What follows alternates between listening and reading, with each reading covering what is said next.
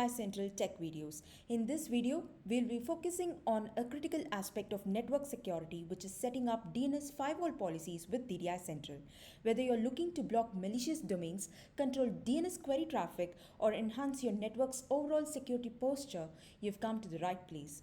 We'll walk you through the ins and outs of domain blocking and response policy zones or RPZs, providing you with the right tools and knowledge needed to implement effective DNS firewall policies. Let's get started. The organization has noticed a decline in employee productivity. Upon investigation, it's clear that a popular gambling site has been consuming a significant amount of your employees' work hours. Your task now is to block access to the site across the company network. Let's see how the response policy zone feature can tackle this issue. To demonstrate this, we'll be creating a response policy zone for a sample site www.zilker.com without targeting any specific real-world websites. Response Policy Zone or RPZ is a DNS firewall feature that enables network administrators to enforce security policies that modify or block DNS responses based on a set of criteria defined within the DNS infrastructure of your network. First, we'll set up the RPZ. It should be noted that only the admins in DDI Central have the right to set up new RPZs, and individuals with the operator role can only edit an RPZ's configurations if they've been given the required permissions for the RPZ.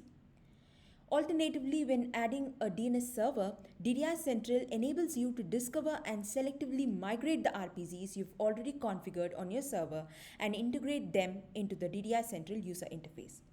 Once the discovery phase is over, you'll find all your RPZs along with your authoritative and forwarding domains in the domains page. This saves you a lot of time rather than setting up the policies one by one for each zone.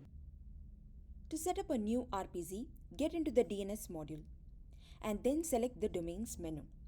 On the domains page, click on the Add Domain button in the top right corner. On the Create Domain page that appears, navigate to the name field. The name field you see while creating an authoritative or forward domain is different from the one you see over here.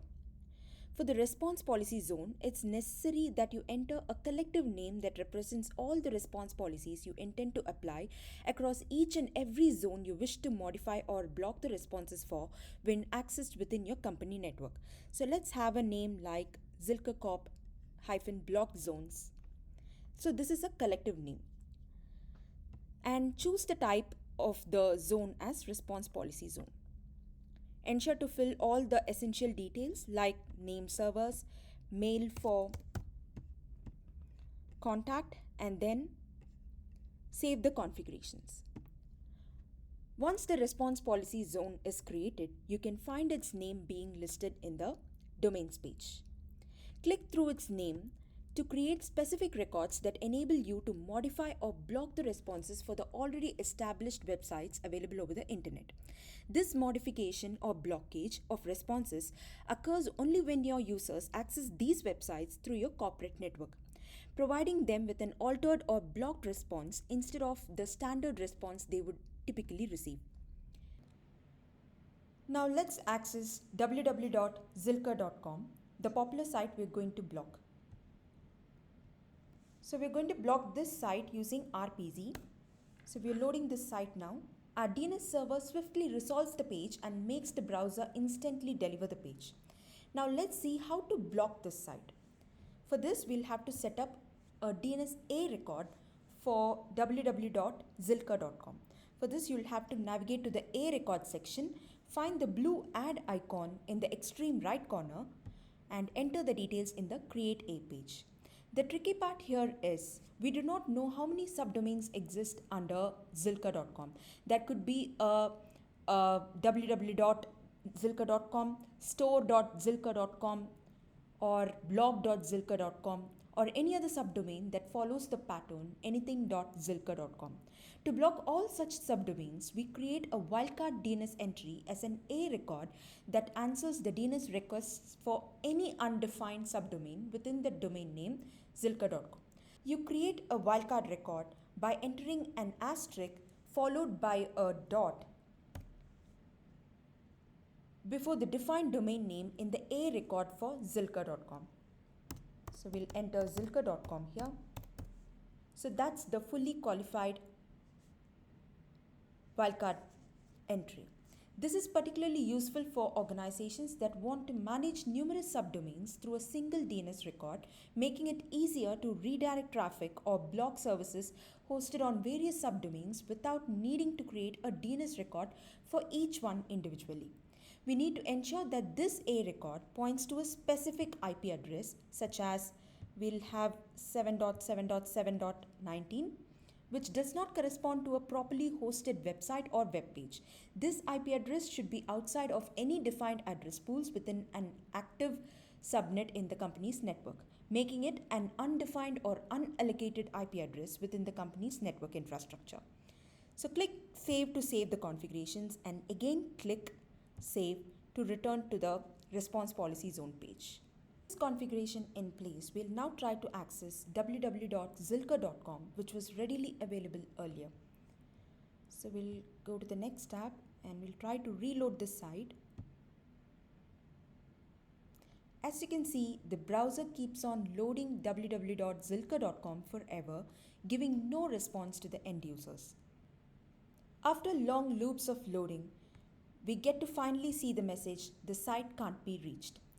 Instead of these default browser messages, you can also display custom messages. For this, you can host a proper response page on one of your servers with the IP defined in the A record and display a message saying that the domain is forbidden and why it shouldn't be accessed. You can also redirect the users to any custom page using a CNAME record instead of an A record. You can further customize these policies using the DNS options available under the config menu. Since we've already configured few response policy zones, we'll be able to easily locate the response policy DNS option in the list over here. Open the option in the edit mode by clicking on the edit icon and follow the syntax as given in the option tip along the extreme right corner. This directs the DNS server on how to customize the responses for each response policy zone. You can go through DDI Central's DNS options catalog available in the user guide to learn about the various parameters associated with this option. Let's explore a different scenario where certain educational institutions or organizations within specific industrial sectors intentionally block access to various websites that fall into specific categories. For instance, in educational settings, students are often prohibited from accessing social networking and gaming sites. Given the dynamic nature of the internet, with new websites emerging daily, this approach presents a continuous challenge. In this scenario, blocking zones on a huge scale is necessary. DDI Central provides a specialized method for bulk zone blocking. Now select the config menu in the DNS module. Navigate to the DNS Firewall tab. Here you can bulk import all those undesirable or suspicious domain names using a CSV file. You also have the option to block all the subdomains associated with the domains you import using the CSV file. Click Import and you'll have all the subdomains and the domains imported into your block list. Also, by clicking on the View List button in the top right corner, you can view DDI Central's predefined threat intelligence feed that features undesirable domains under various categories. You can select the categories you deem undesirable for your organization and import them into your DNS Firewall block list. You can also add the domains one by one into the block list and specify the category you are classifying them under. Select the block subdomains checkbox if you intend to block all the subdomains associated with them as well. Then enter the redirection IP for the blocked domains if you would like to redirect the visitors to a custom page with a specific message hosted on a server within your network. You can leave this field empty if you want the browser to give its default responses for the domains that it discovers to be unreachable. Now, as you can see on the screen, we have added a few domains we intend to block along with their subdomains for our network. In this list, you can see popular sites like Netflix.com, Tumblr.com, and many more distracting sites. We've given the redirection IP address as 2.2.2.76, an undefined IPv4 address which does not host any DNS record pointing to any web resource. Now we'll try accessing Netflix.com and Tumblr.com from our browser.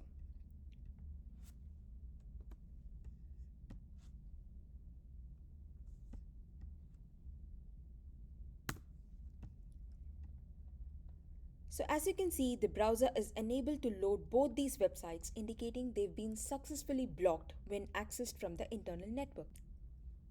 An interesting extension to this feature is you can see the domain traffic analytics for these blocked domains.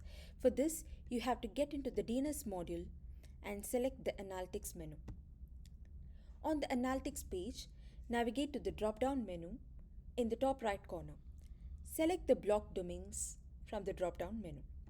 Now you can see the query analytics for the list of blocked domains that were accessed through your company network. Click on any one of the blocked domains to view the list of IP addresses that had been accessing this specific blocked domain. Now with this IP address, you can dive into its lease history to identify the MAC address of the host associated with this IP around the time the blocked domain was accessed. And that's how you can easily track the end user trying to access a forbidden domain in DDI Central. In this video, we've seen the practical steps to enhance your network security using DDI Central's DNS Firewall capabilities. By leveraging features like domain blocking and response policy zones, you now have the knowledge to set up sophisticated DNS Firewall policies that can redirect, block, and allow DNS query traffic effectively. Implementing these features will not only fortify your DNS servers against a variety of cyber threats, but also ensure a safer and a more reliable network environment for your users. Remember, the key to maintaining robust security is not just in setting up these policies, but in regularly reviewing and updating them to adapt to the evolving landscape of cyber threats. And this marks the end of the video. Thank you for watching. Dive deeper into the world of DNS, DHCP and IPAM with us and discover how to use DDI technology to streamline your network operations. Don't forget to like, share and subscribe for more insightful content from DDI Central.